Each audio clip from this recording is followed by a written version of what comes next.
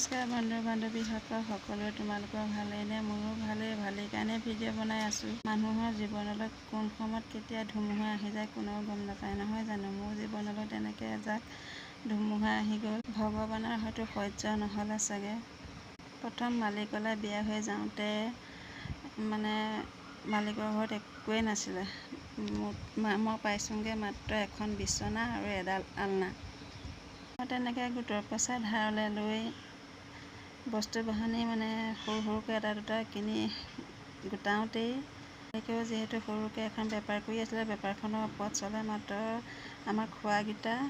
মই তেনেকৈ গোটৰ পইচা লৈ গেছ কিনিলোঁ, লাইন ল'লোঁ, বিচনা কিনিলোঁ, চকী টেবুল, জানেই নহয় ঘৰখনত কিমান বস্তুৰ প্ৰয়োজন। সেইকাৰণে ভগৱানৰ সহ্য নহ'লে মালিকক বেমাৰত পেলাই দিলে। তাৰপৰা আৰু কি আৰু, এতিয়া মাহঁতৰ ঘৰতে থাকিবলগীয়া হ'ল।